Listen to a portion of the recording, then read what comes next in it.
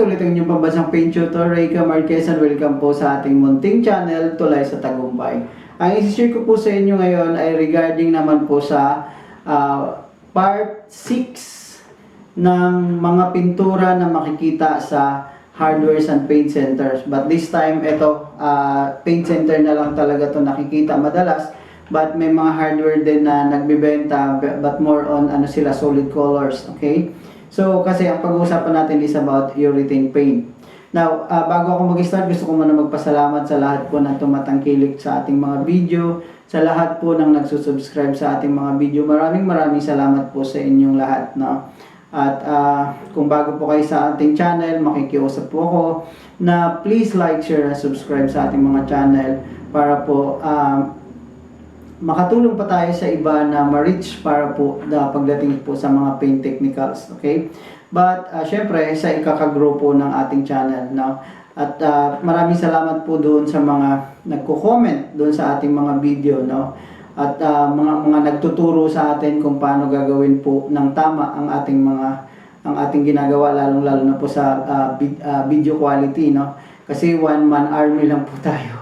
Pipindo tayo so solo, no? At may mga camera naman, but ginagamay ko pa yung iba, okay? But yun, sa abot ng ating makakaya, may papaabot po natin sa inyo yung mga video o mga kaalaman regarding po sa paint technical, okay? So ito po ay urethane paint, no? Urethane paint, one of those is yung Anzal, okay? Yung Anzal po ay meron po tayong video na solo po na Anzal po ang ating dinidiscuss, no?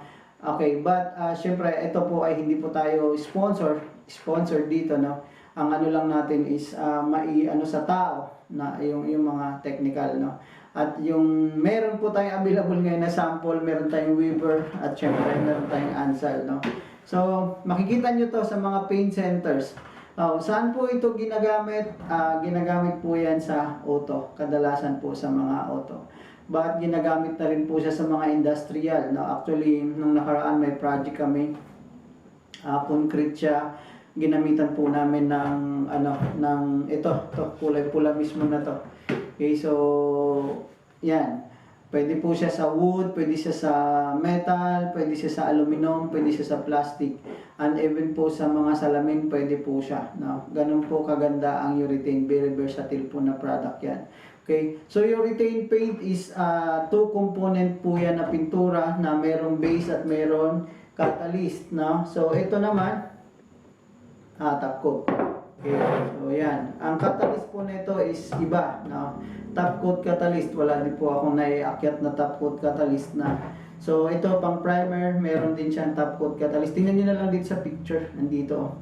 Okay, so yan po yung catalyst, okay? So meron siyang may wash primer pa yan, no? Indicate kong konti. So yan. But you can visit din po yung video ng Anzal kung interested po kayo sa Anzal.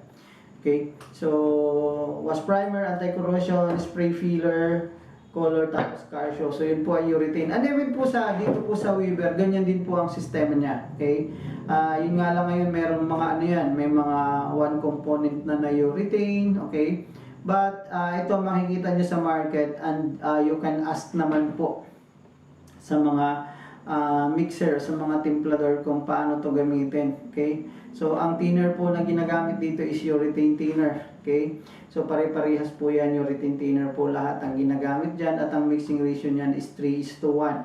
Yung 3:1 is 3/4 ang laman nito, ito 1/4 po ang laman nito. Pag nilagay mo yan, mapupuno 1 liter, or kung gallon naman, 1 gallon. So 3/4 a gallon, then 1/4 naman po yung catalyst. Okay, so yan, so yun nga. Ang advantage naman nito is napakatibay, napakaganda. So napakatibay ng mga pintura ang mga urethane, na yung nga lang ang disadvantage naman nito is too technical para po sa mga nagdi-DIY, no?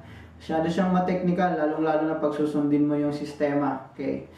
At kaya kadalasan gumagamit nito yung experience ng mga pintor na siya, no?